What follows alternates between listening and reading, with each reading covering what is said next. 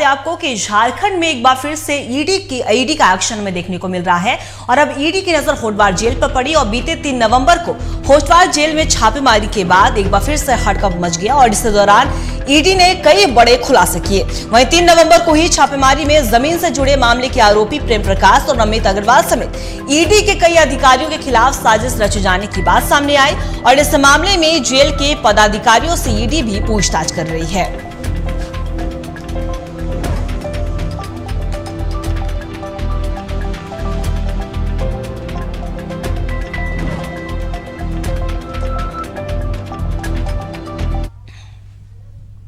इसी खबर पे और भी ज्यादा बातचीत करने के लिए हमारे संवाददाता राहुल हमारे साथ बने हुए। राहुल, एक बार फिर से हमें झारखंड में ईडी का एक्शन देखने को मिला और 3 नवंबर को होटवार जेल में छापेमारी हुई ईडी की और कई बड़े खुलासे किए गए कि ईडी के अधिकारियों के खिलाफ षड्यंत्र रचे जा रहे हैं। ऐसे में ईडी ने 3 जेल के अधिकारियों को समन भेजा और लगातार पूछताछ हो रही है। फिलहाल क्या कुछ जानकारी निकलकर सामने आई?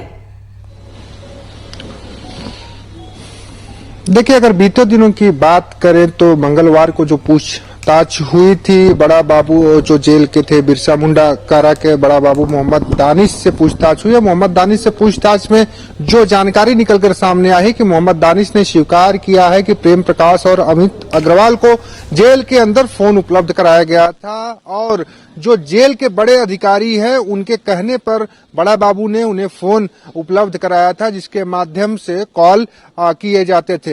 हालांकि जो जानकारी और निकली है उसके बाद कि ईडी को तब इस बात की जानकारी हुई जब ईडी के गवाहों को अनजान नंबर से फोन आता था और उन्हें धमकी मिलती थी, जिसकी शिकायत ईडी के गवाह जब ईडी कार्यालय में किए, ईडी अधिकारियों से किए। जब ईडी ने उस नंबर की ट्रेसिंग शुरू की तो पता चला कि उसका जो लोकेशन है होटवार जेल के पास के टावर का है, सिग्नल मिल रहा है। उसके बाद ईडी इसकी जांच शुरू की और गृह मंत्रालय को इसकी जानकारी दी। जब गृह मंत्रालय को इसकी जानकारी मिली, गृह मंत्रालय ने भी अपने स्तर से जब इन सारी चीजों की जांच की, तब जाकर पता चला कि जेल के अंदर से फोन कॉल्स अलग अलग नंबरों से जो ईडी के गवाह हैं, ईडी के अधिकारियों के खिलाफ षड्यंत्र रचने की पूरी तैयारी बनाई जा रही है। जिसके बाद ईडी ने जेल में छापेमारी की और छापेमारी कर जो डेटा, डिजिटल डेटा जो कलेक्ट की है, उस साक्ष्य को डिकोड करने में ईडी जुटी हुई है।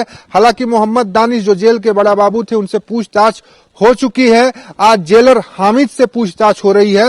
हालांकि जिस तरीके से मोहम्मद दानिश ने स्वीकार किया है कि जेल के अधिकारियों के कहने पर ही वो फोन उपलब्ध कराया जाता था प्रेम प्रकाश और अमित अग्रवाल को, अब जेलर हामिद से जो पूछताछ हो रही है उस पूछताछ में क्या कुछ निकलकर सामने आएगा ये साफ होना बाकी है और कल जेल अधीक्षक से भी पूछताछ होनी है। जी राहुल, जिस तरीके से ईडी लगातार ये छापेमारी के बाद ये खुलासे कर रही है, फोन भी मिलने की सूचना हमें प्राप्त हुई थी और साथ ही साथ ये भी खबर निकलकर सामने आ रही है कि प्रेम प्रकाश और अमित अग्रवाल को शिफ्टिंग दूसरे राज्य में शिफ्ट करने की भी तैयारी की जा रही है। तो इससे लेकर क्या कुछ ईडी के अधिकारियों का कहना है, इस पर कुछ बयान सामने आए हैं?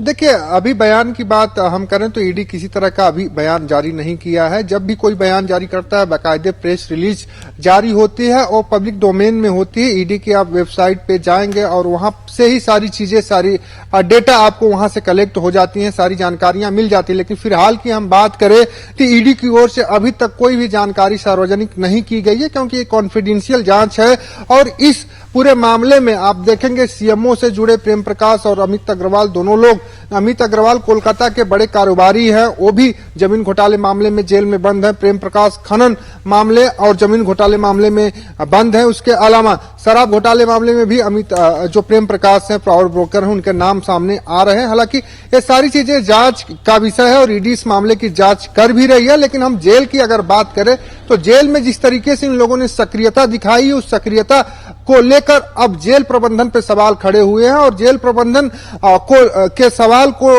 के हर एक पहलू की कह सकते हैं कि जांच करने की कोशिश में ईडी जुटी हुई है और जिस तरीके से जांच चल रही है उससे उम्मीद जताई जा रही है कि जल्द ही बड़े खुलासे होने की उम्मीद है। क्योंकि जेलर हामिद से जो पूछताछ हो रही है वो काफी अहम होगी क्योंकि इसके बाद जेल अधीक्षक जो सबसे बड़े अधिकारी जेल के होते हैं उनसे पूछताछ होगी। देखिए किस तरीके से ईडी ने पूछताछ करना शुरू किया।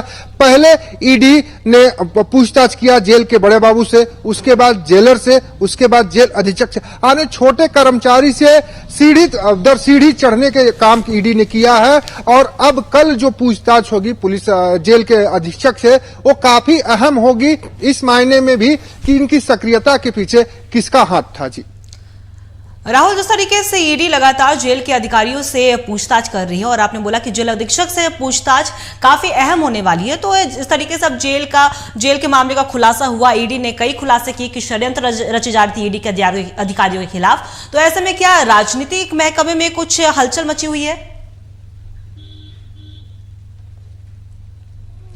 देखिए राजनीति महकमे की बात करें तो राजनीति महकमा की लगातार कहना है, सत्ता पक्ष तो ये कह रहा है कि सब कुछ ठीक ठाक है, लेकिन विपक्ष इसको बड़ा मुद्दा बनाए हुए। लेकिन एक जानकारी और निकल कर सामने आ रही है कि एनआईए के जो अधिकारी हैं जो झारखंड में जांच कर रहे हैं, मनी लॉन्ड्रिंग हो या जो देश विरोधी कार्य होते हैं उस मामले की जांच, जो राष्ट्र विरोधी कार्य होते हैं उस मामले की जांच एनआईए कर रही है। एनआईए कई मोस्ट वांटेड नक्सलियों को गिरफ्तार किए। उसके अलावा मनी लॉन्ड्रिंग के मामले हों या जैसे इस तरह से जुड़े जो भी मामले हैं उसकी जांच एनआईए करे। एनआईए के अधिकारियों ने भी जो जानकारी निकलकर सामने शाम तक आई है कि इन एनआईए के अधिकारियों ने भी गृह मंत्रालय को पत्र लिखा है और उन लोगों ने भी एनआईए की पूरी टीम ने, अधिकारियों ने अपनी जान का खतरा बताया है। गृह मंत्रालय को पत्र लिखकर जानकारी दी है कि झारखंड में जो भी एनआईए के अधिकारी काम कर रहे हैं उनको जान का खतरा है। हालांकि जिस तरीके से ईडी के खिलाफ षड्यंत्र रचा जा रहा था, ईडी के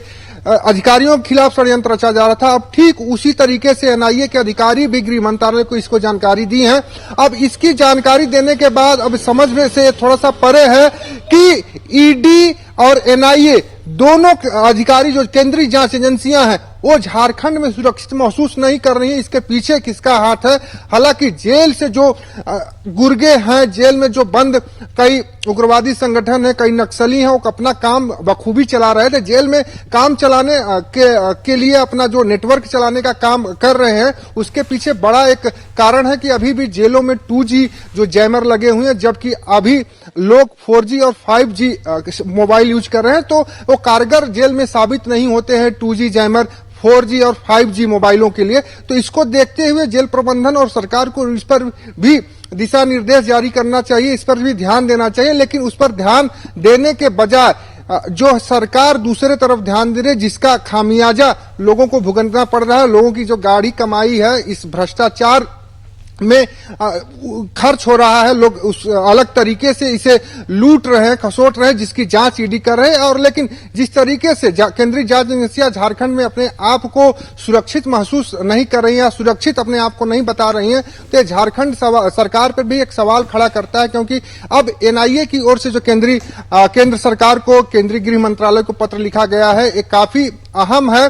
क्योंकि अभी कुछ दिन पहले ही 3 नवंबर से पहले ही ये सारी चीजें चल रही थी, पर्दे के अंदर थी। लेकिन 3 नवंबर को जैसे ही ईडी ने होटवार जेल में छापेमारी की, उसके बाद ये सारी चीजें साफ हुई। तो हम कह सकते हैं कि अभी तक की जो जानकारी निकलकर सामने आई है कि उनके फोन जो उपलब्ध कराने की बात थी, वो जेल के बड़े अधिकारियों के कहने पर फोन उपलब्ध कराया जा रहा था। लेकिन आगे अभी भी जांच चल रही है, पूछताछ जारी है। अब पूछताछ जब खत्म होगी उसके बाद ही साफ हो पाएगा कि इसके पीछे किन किन लोगों का सह था, किन किन लोगों का हाथ है और किन किन लोगों के आदेश निर्देश पर इस तरह की छूट जेल में अमित अग्रवाल और प्रेम प्रकाश को दी जा रही थी। जी